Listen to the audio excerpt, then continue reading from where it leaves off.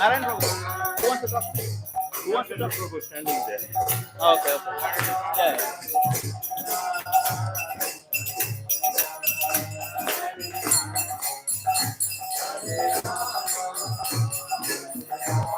Use this instead of that. No, the microphone.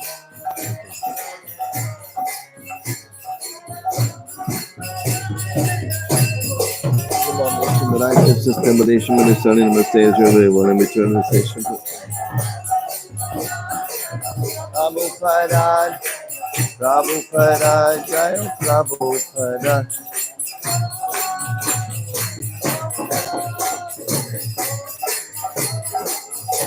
Gora, Hari Bol, Hari Bol, Mr. Gora, Hari Bol, Hari Bol. Jayam Vishnupad Parnamam Sapraviraj Kacharya Asto Tarasada Sri Srimad His Divine Grace A.C. Bhaktivedanta Swami Srila Prabhupada Ki Jai. Jayam Vishnupad Parnamam Sapraviraj Kacharya Asto Tarasada Sri Srimad His Divine Grace Srila Bhaktivedanta Saraswati Goswami Maharaj Prabhupada Ki Jai. Ananta Koti Vaishnava Nindi Ki Jai. ISKCON BBT founder Acharya Srila Prabhupada Ki Jai. Namacharya Haridas Thakur Ki Jai. Prem se Gaur Shri Krishna Chaitanya Prabhu Nityananda Shri Advaita Gadadhar Shri Vasudeva Gaur Bhaktivinoda Ki Jai. Shri Shri Radha Krishna Gopa Gopinath Shama Kunda Radha Kunda Giri Gopanam Ki Jai. Vrindavanam Ki Jai. Mayapur Navadvitam Ki Jai. Gangamai Ki Jai. Jamunamai Ki Jai. Tulsi Devi Ki Jai. Bhakti Devi Ki Jai. Harinam Sankirtan Yogi Ki Jai. Brihat Banangi Ki Jai. Twarko Yatri Ki Jai. New Parsippany Temple Ki Jai. Vaishnav Sangha Ki Jai. Shri Shri Gaurnitai Ki Jai, Shri Shri Sitaram Lakshman Hanuman Ki Jai, Shri Shri Nathi Maharaj Ki Jai, Shri Prabhupada Ki Jai, Gaur Premanandi. All glories to some devotees, all glories to some devotees, all glories to some devotees. All glories, Shri Shri Guru and Garanga Shri Prabhupada Ki Jai. Namo Vishnu Padaya Krishna Stavadesha Bhaktivedanta Swami Namaste Sarvadeva Namaste Station.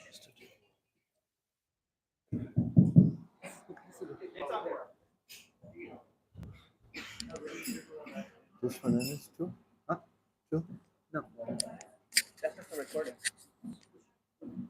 This one for the room, this one for the recording. This is the amplification. Okay.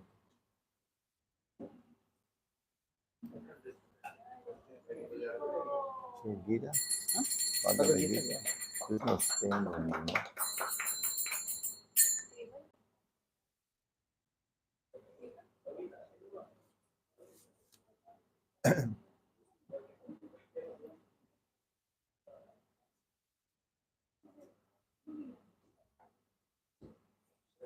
Thank you very much.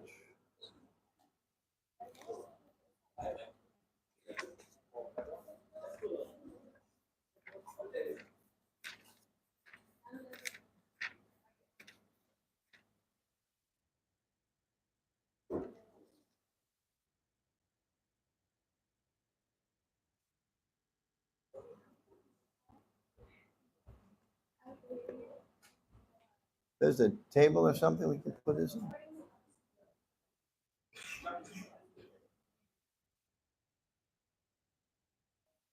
So, Hare Krishna. I don't know if I know everybody here. Maybe thanks, Prabhu. Yeah. Prabhupada's devotion.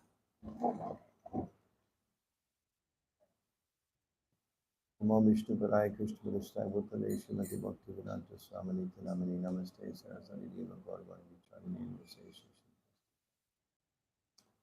Jai Shri Prabhupada Ki Jai. So, Ilamani, how long should I talk for? 6 minutes, 7 minutes? What's the?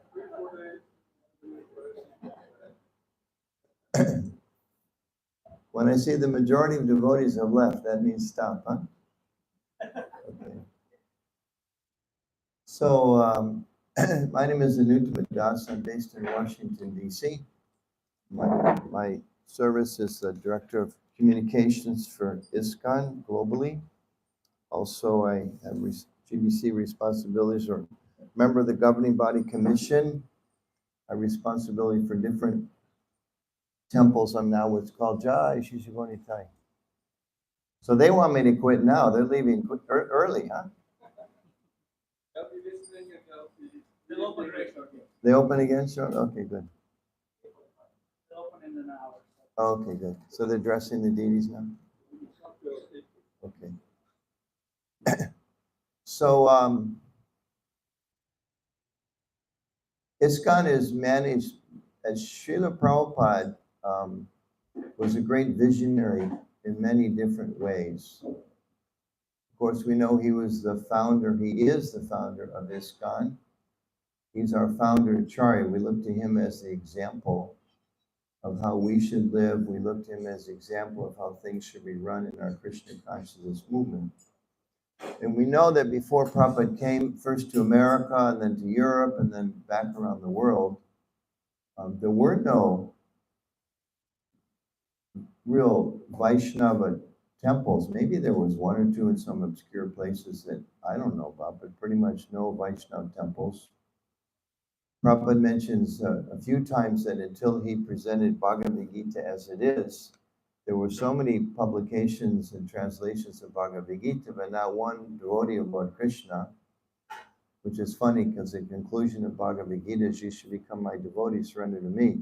So there's thousands, maybe millions of books floating around, but no one had really become a devotee of Krishna. No temples of Krishna. No one was really advocating the principles of Krishna consciousness. There were some different yogis and gurus, and certainly people from other traditions that were teaching different aspects of living a God-conscious life. But really, until Prabhupada came, there wasn't much. You don't hear it so much now because people are getting older and passing away. But I remember like going to Chicago probably 30 years ago and meeting with the publisher of one of the local, something that's called ethnic Indian newspapers designed for people from South Asia. And he happily mentioned how he'd been married in the Hare Krishna temple because it was the only temple. It was the only one. There were no other temples. Of course, now there's so many different Hindu temples, some different Vaishnava temples, even some different Gaudiya Vaishnava communities. But pretty much until Prabhupada came, there was not much manifestation of Krishna consciousness. But Prabhupada also knew that he didn't have much time. He said that many times. He said, I'm an old man already, who knows how much time I have.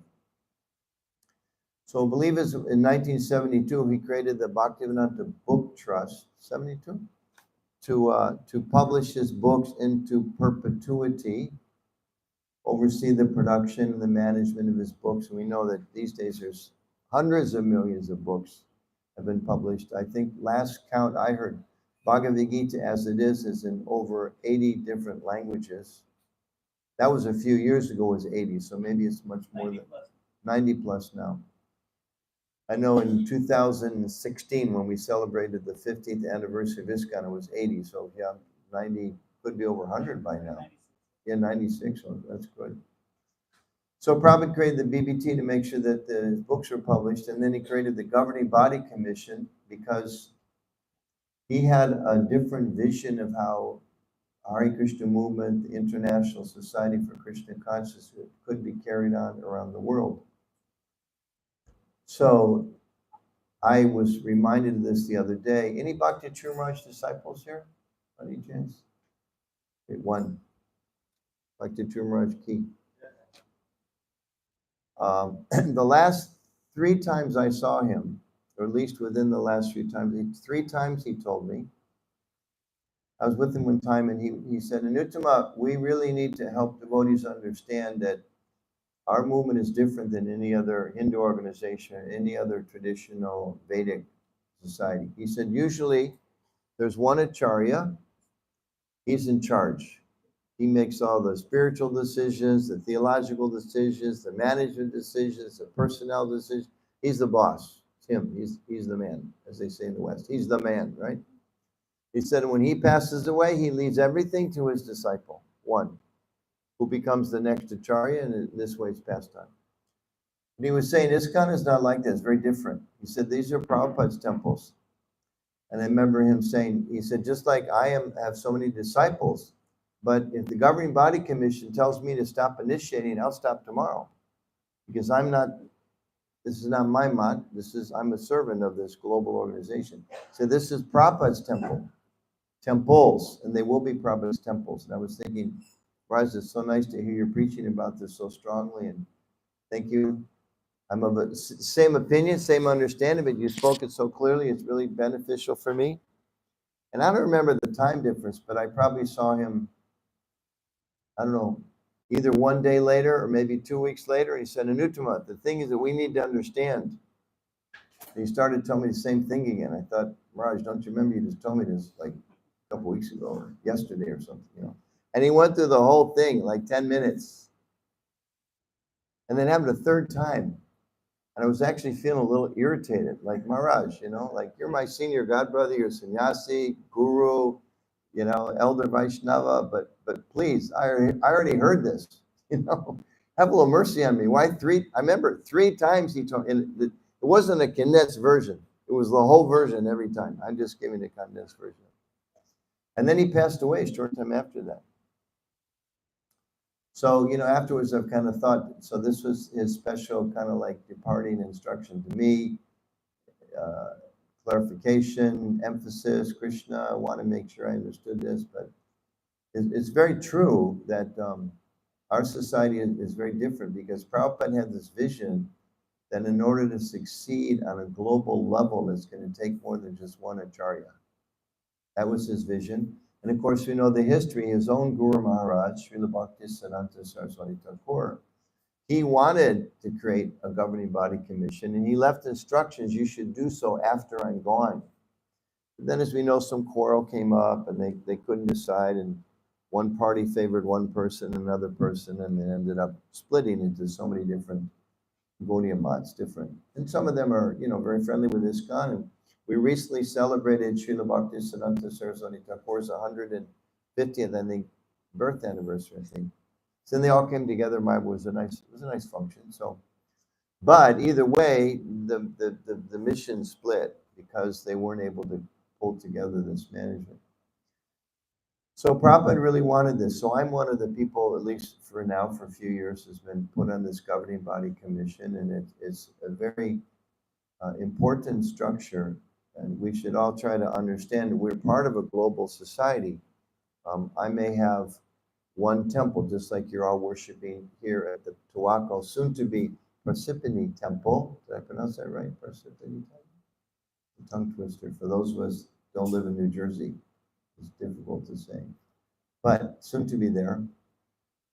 But we should always remember this may be the home place I worship, but I'm part of a much bigger society, much bigger organization, much bigger community. So I'm fortunate. I was in last few days, Brooklyn and the Bhakti Center, walked by 26th 2nd Avenue, which is close for all of you. A few days before that, I was in Toronto. Then I was in Radhadesh. Then, of course, before that, I was in ISKCON Temple in Jaipur, ISKCON Temple in Mayapur, ISKCON Temple in Vrindavan, ISKCON, so many places. And those of us that travel a bit, you see, it is a global movement. And we're part of that. And Prabhupada, I don't know exactly, I don't know the history, where the Hare Krishna movement came from, but it is definitely a term that he also used, that it is a movement. Movement in the sense it's not meant to be stagnant. And we know that we really have a mission to carry out. And, you know, sometimes people criticize, they'll say, well, you know, Hinduism is, whatever the negative term in the West is proselytizing. We don't proselytize in the sense that we're trying to convert somebody like you're wrong and we're going to make you right? You're going to go to hell, but because of us, we're going to help you go to heaven. We try to educate people into understanding, as the Gita explains, they're all spiritual beings, we're all spirit soul, and we've forgotten that. We've forgotten our connection with Krishna. So please reawaken your connection with Krishna. And of course, in this age, it's particularly emphasized chanting Krishna's names. Bhakti is particularly the best, most potent process for awakening that. But we don't have a sense of you're in or you're out. We have a sense of you're more asleep or you're more awake. Like there's a kind of like a number line, spectrum, thank you. There's a spectrum. And understanding that spectrum, we as humble servants, we try to help each person take the next step towards Krishna. We don't have this thought like, by my potency, I'm going to bring you from here to here. By my humility, maybe I can help encourage you to go take the next step towards Krishna. Because ultimately, it's all personal choice. It's all personal choice. We emphasize a lot about mercy, and it is. My spiritual master opened my eyes, but once your eyes are open, you have to take the step. Isn't it? It's not, let's say, sometimes Prabhupada would say our process is science. We all know science means you don't go in the laboratory and sit there and wait for something to happen, right? You take science classes? What's your major? Law? So you just got through the science classes. Okay. Barely. Yeah. Yeah, me too. I had a couple chemistry teachers that were scary. Just looking at them, I wanted to drop the course. Yeah. But just using Prabhupada's example, science means there's an idea, there's a theory, you test it in the laboratory, somebody else can do the same thing, get the same result, test it, and it works. So he would often explain Christian consciousness as science. It's not just a faith. I believe in it, I don't believe in it, but it's a science. You apply it, you practice it, and you see if it works. So that's our claim with society, our claim to society, that we all, and we can see, you observe the world today. If that's a science, there's a lot of problems with the modern theories, isn't it?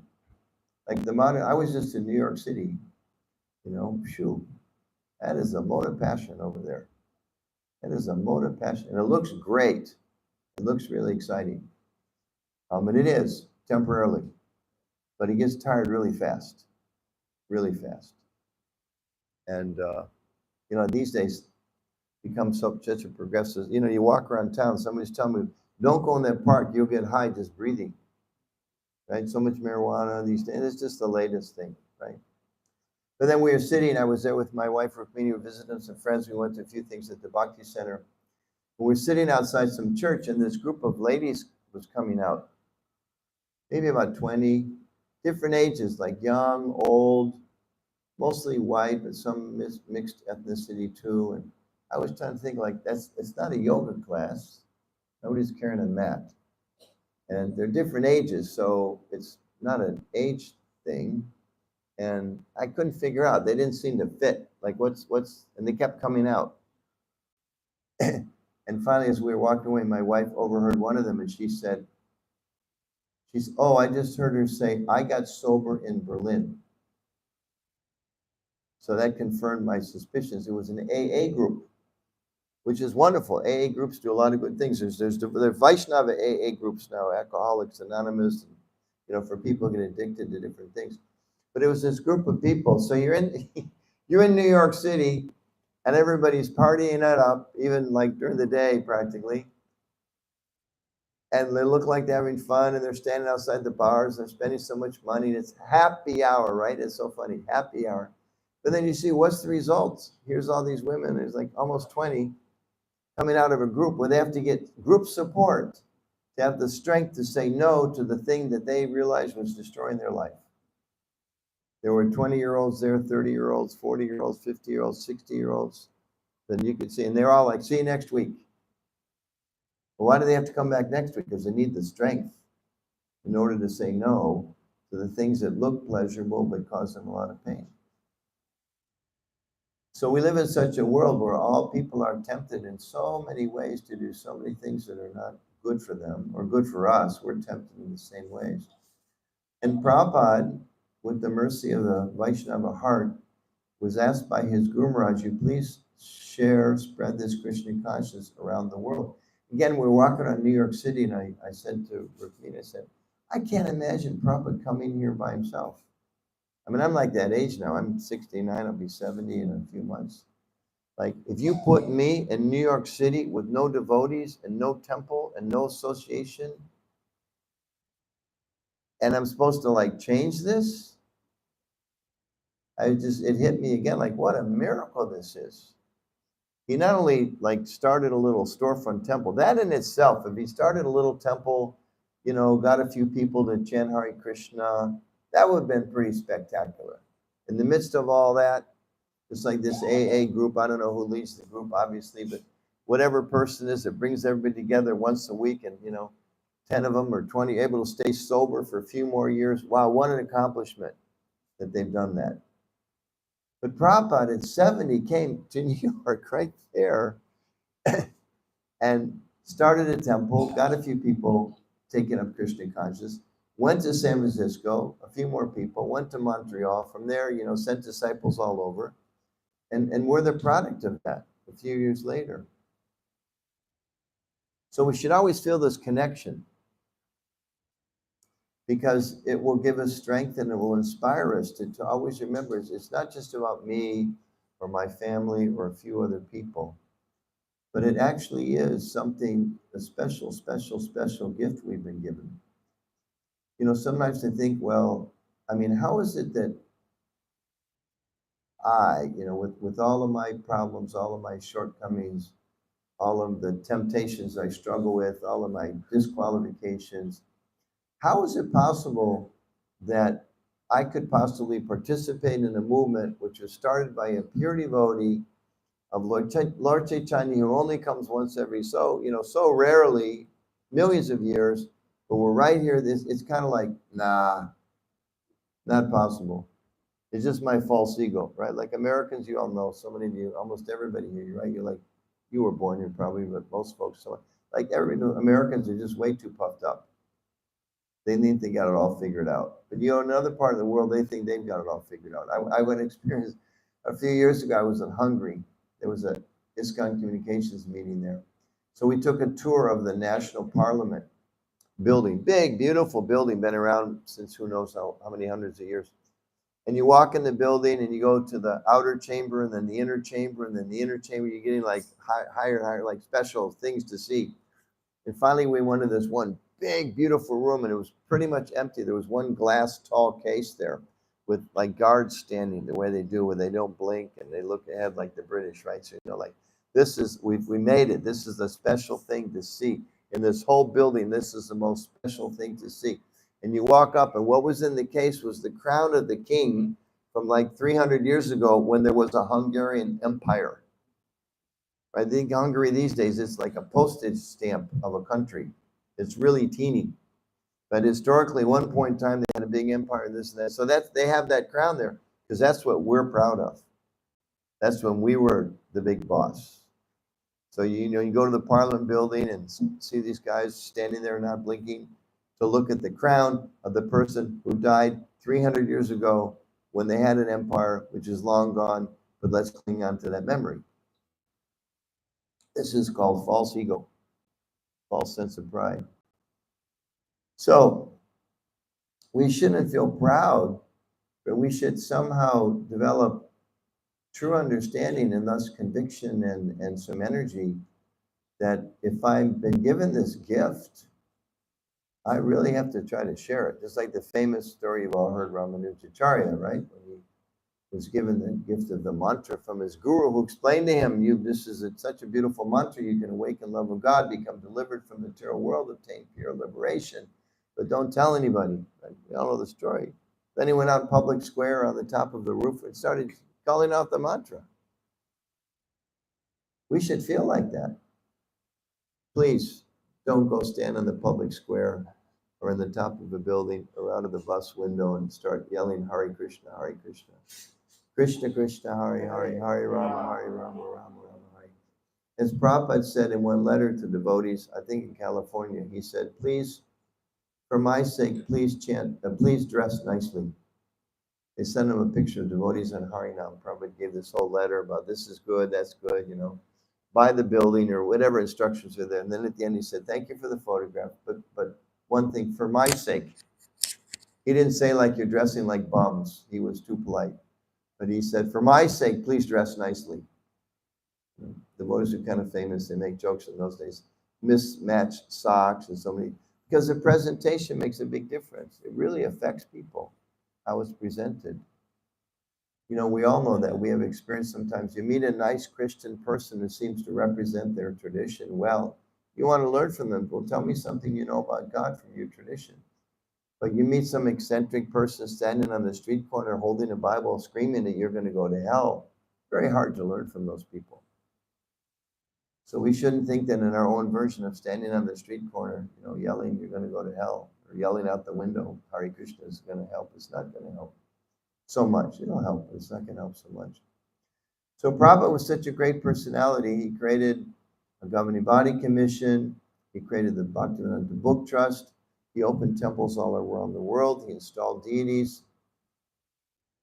He gave the responsibility of local devotees to maintain those temples. As explained, when he went to Australia, he actually brought Radha Krishna deities there. I think the deities that are in,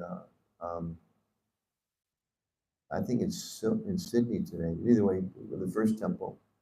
And the devotees there were so unqualified.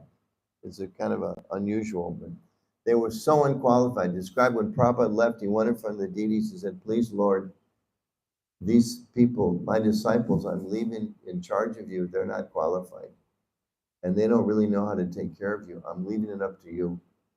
You please take charge. Because in other places, he felt he trained people sufficiently. They could do things, but it was kind of an emergency far out part of the world. So he took those kind of risks for us.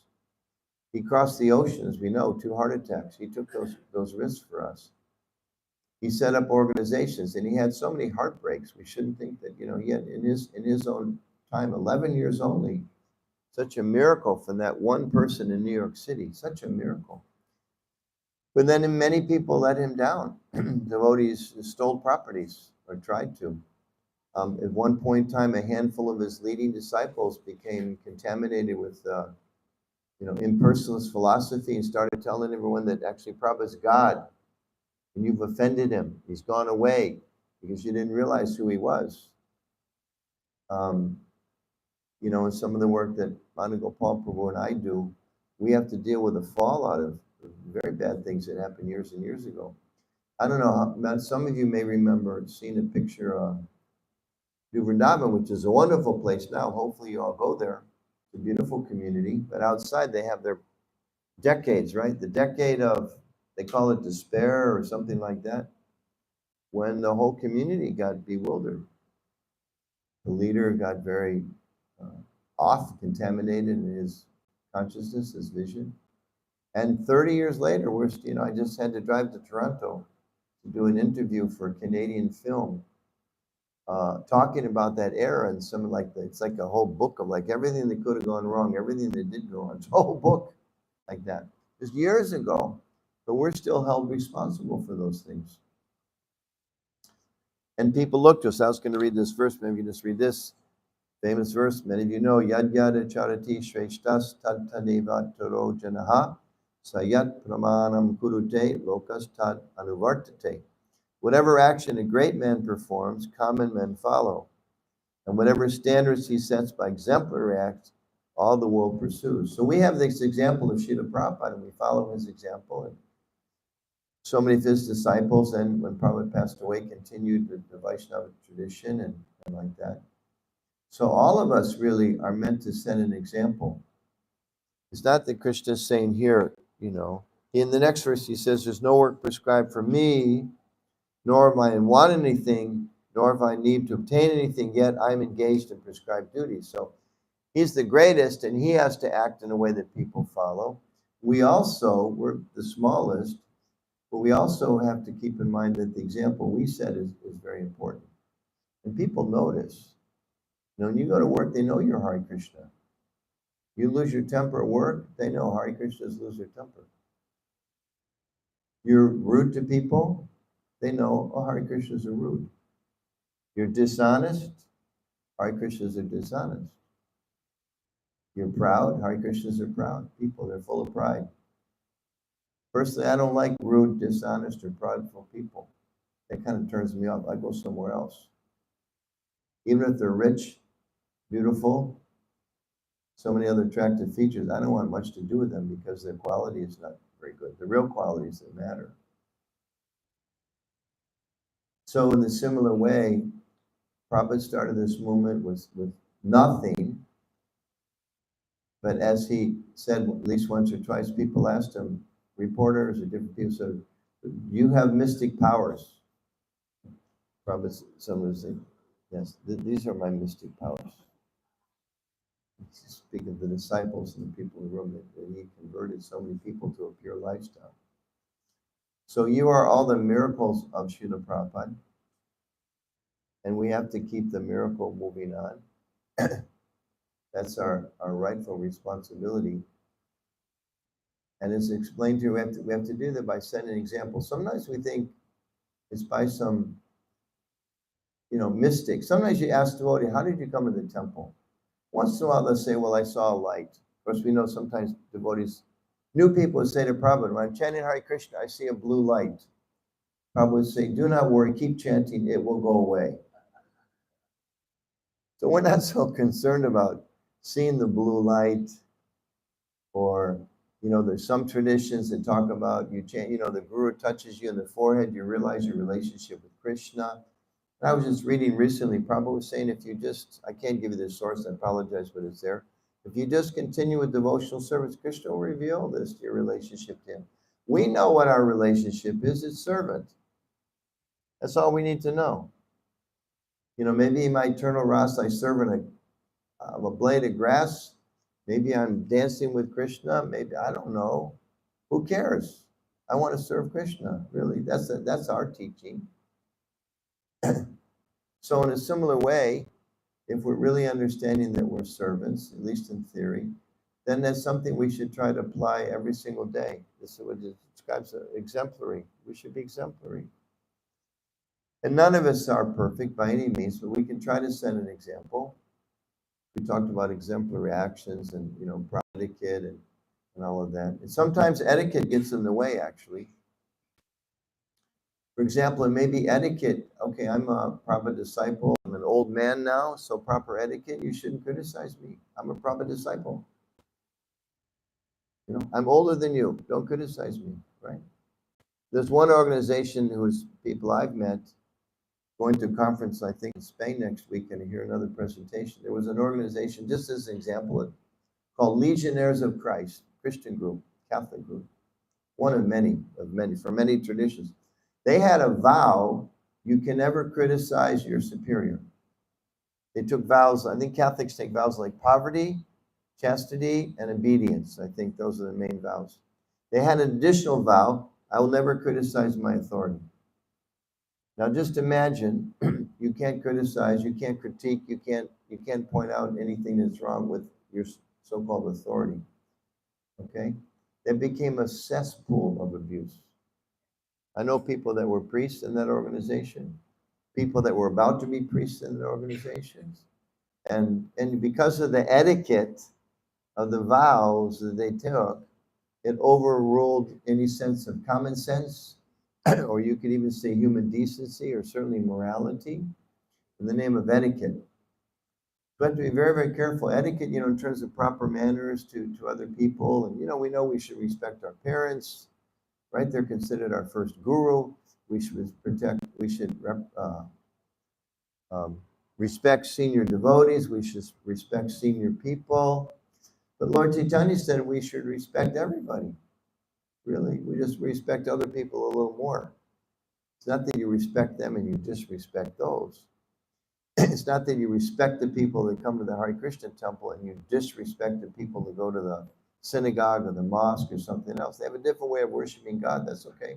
They're trying to worship God according to their knowledge. And it's not that because, Anuttama is a Prabhupada disciple, a GBC, minister, this or that. If you see Anuttama doing something wrong, you have to stop Anuttama and say, excuse me, Prabhu. You're not supposed to do that. That's not proper.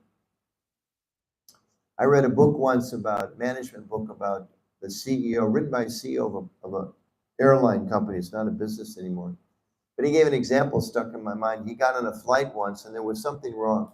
And the flight attendant approached him and said, Mr. So-and-so, you're the CEO. I want to tell you, whatever, the seat doesn't work, or something like that. And it happened to be a woman, he told her, he said, I'm the CEO, but you're the flight attendant on this flight. You're the expert. I'm not the expert, you're the expert. And I have complete confidence that you've been fully trained to take care of this problem. So I'm going to go sit in my seat and you figure it out. He pointed that out. So we should understand like that. We're empowered as devotees to push on the movement. Doesn't mean, again, not that, she didn't come up and slap him in the face and say, why is it that the plane's not working right? But she was overly minimizing her own ability to make a positive difference. In alignment, he himself reminded her, he didn't say, go figure it out on your own. He said, you've been fully trained. You know the policies. You know how to deal with these things and make things better. So whatever action a great person performs, all the world pursues. We all have the responsibility. I mean, we shy from it. I certainly shy away from it. Who wants to be a great person and everybody's looking at? Can't you just ignore me and let me do my thing? But our philosophy is no, we're disciples, we're students, we're followers, we're admirers of Prabhupada and Lord Krishna.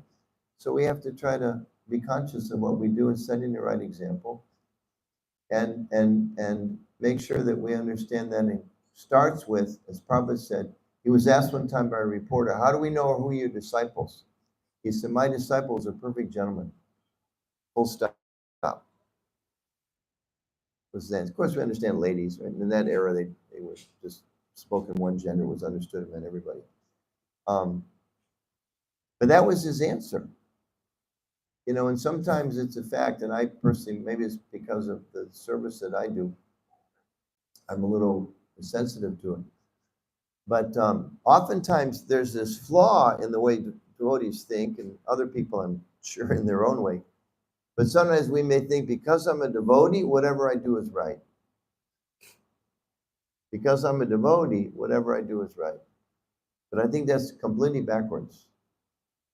What it really should be is, because I'm a devotee, I have to make sure whatever I do is right. There's a big difference between those two, isn't it? Not that I'm a devotee, I can be rude to you. No, I'm a devotee, I have to be polite to you. I'm a devotee, I don't have to be clean. No, I'm a devotee, I have to be clean. I'm a devotee, I don't have to follow the rules. No, I'm a devotee, I have to follow the rules, etc. And there's so many examples. And Srila Prabhupada, one time he was in one airport, maybe New York, maybe San Francisco, can't recall, but surrounded by, in those days, you could have a big crowd of people around the airport. The airport officials came up. I think there was a kirtan going on or something, and they tried to stop, and there's no place for the passengers to sit. So they told all the devotees, they tried to tell them, you have to move, nobody listens. So I think it was Rupanuga finally stood up in a chair with an announcement, said, all the devotees have to leave the waiting area now. So everybody sat there. I'm not going to leave. Prabhupada's here. I want to stay here. Then Prabhupada stood up. Oh, where do I have to go? I'm a devotee. You just told me I have to leave the waiting area. Where should I go? Everybody else is sitting like, I don't have to go. Who's telling you? Telling me to go?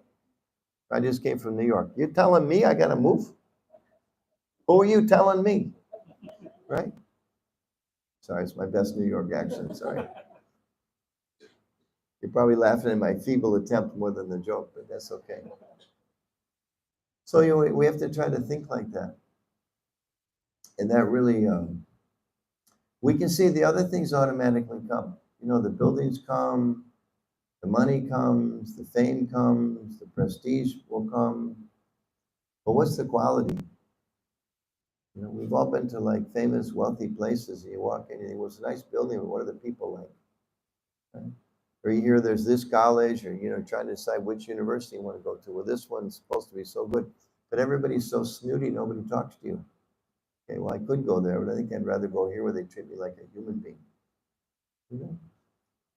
We have to be careful of that. Every time we walk out the door, it's a chance to interact with somebody to set exemplary acts.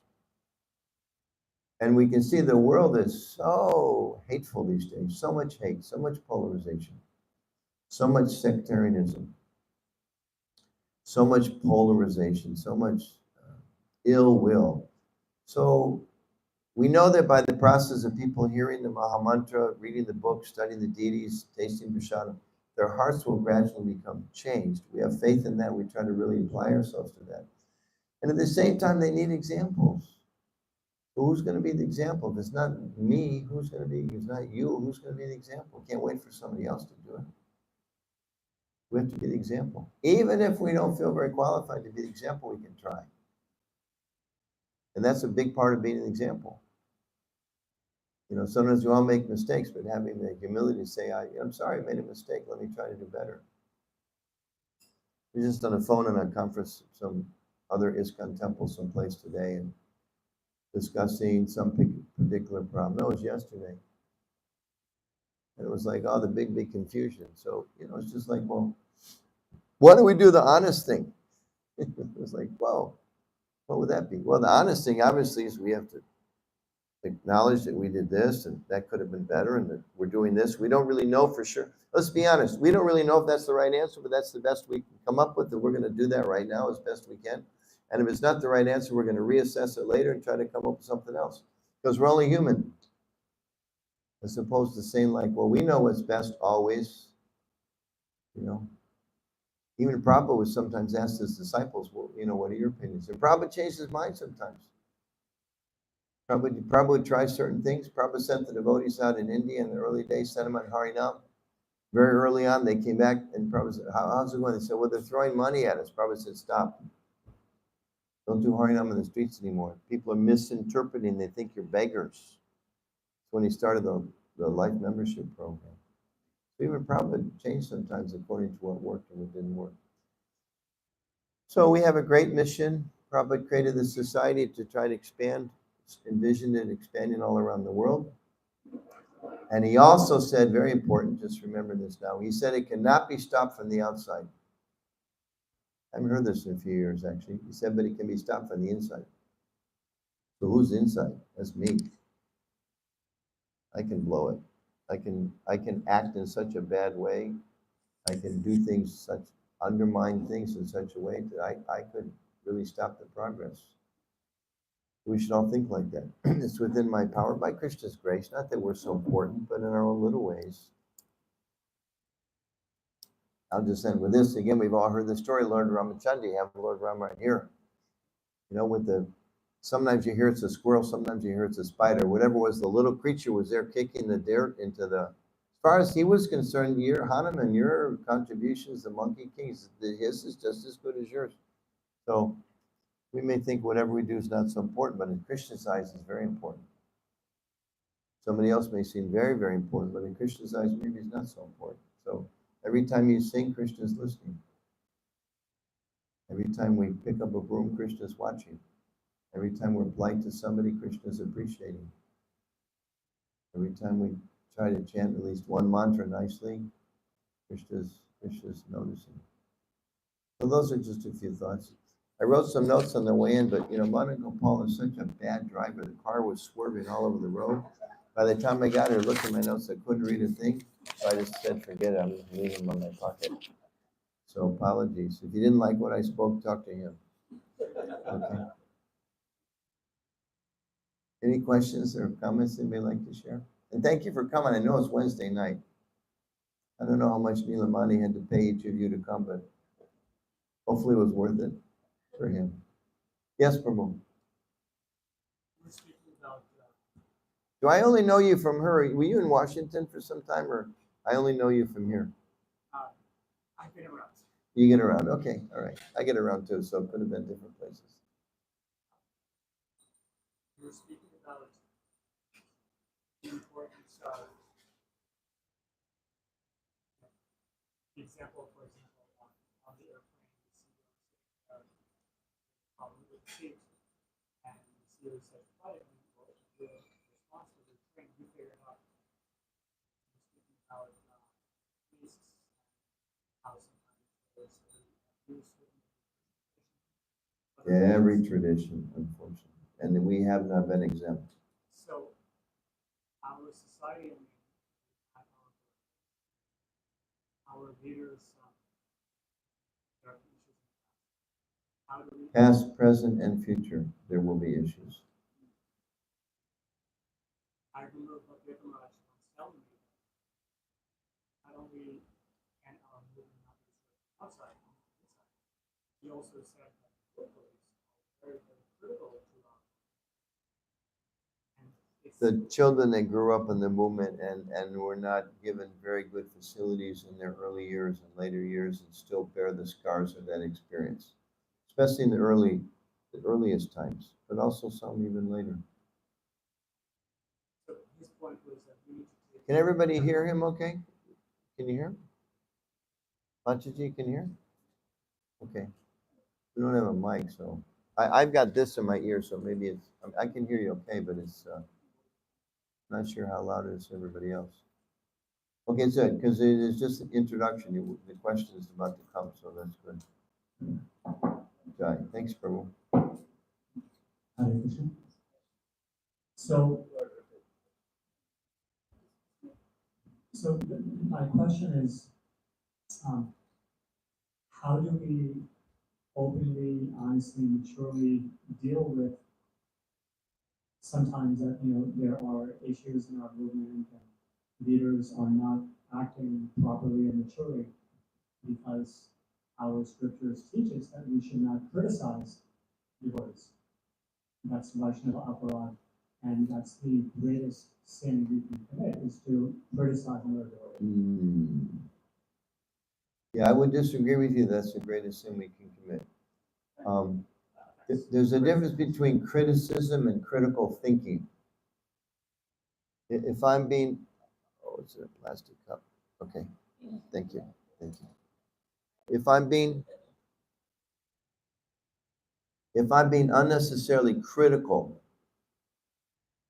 because I'm just in a critical frame of mind, or I'm angry at something because I was realizing the last few days, like sometimes we're angry at something because it's a temptation for us.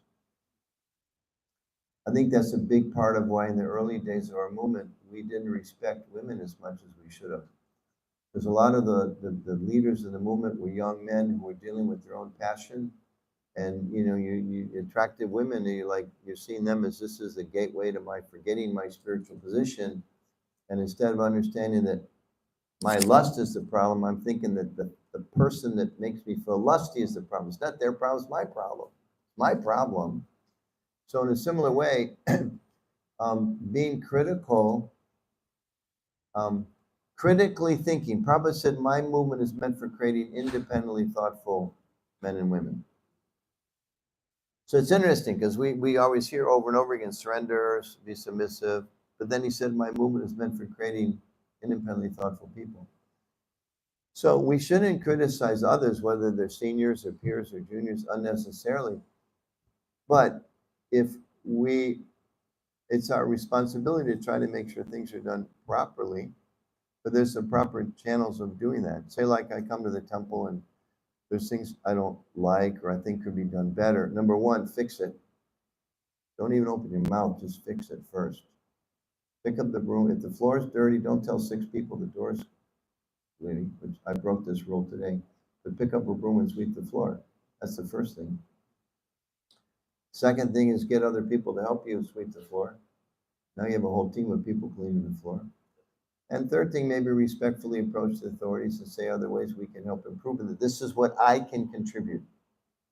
When I was a temple president I've been a temple president a few times, but the longest time in Denver. And I used to sometimes have people come forward and say, Prabhu, we really need to do this, whatever. We need Harinam to go out 3 days a week instead of 2.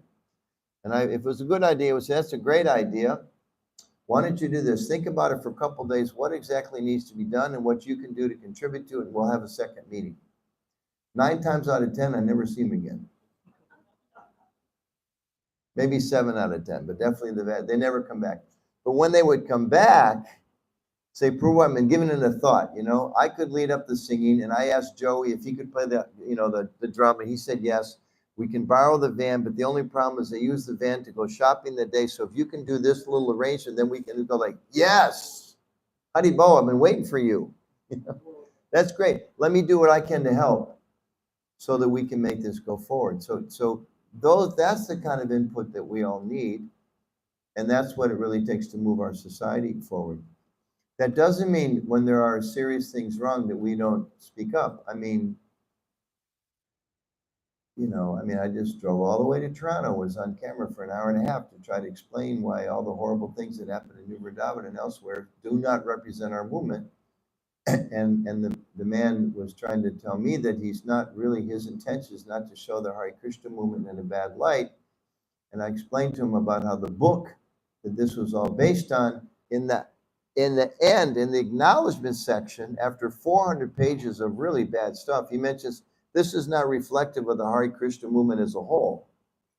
I said, if you're going to make a movie, don't put that at the end, put it at the front. This is not reflective of the wonderful Hare Krishna practitioners around the world. These are some things that went really wrong.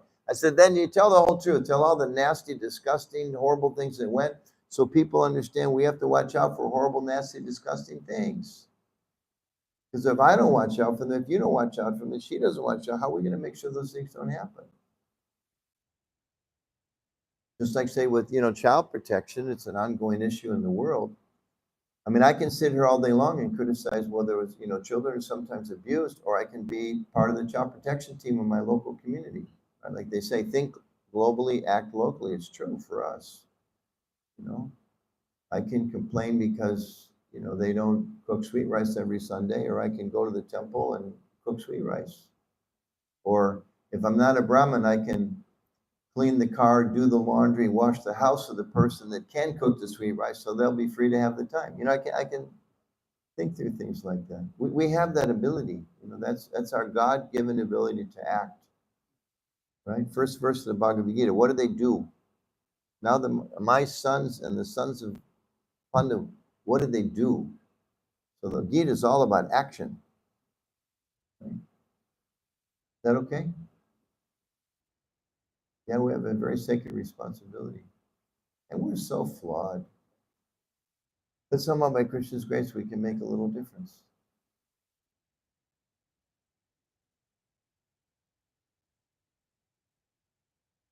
There's a one nice story I like a lot. It's from a modern teacher of leadism. Maybe I mentioned this when I was here before about, two men are walking along the beach and there was a big storm and so many starfish were swept up on the beach.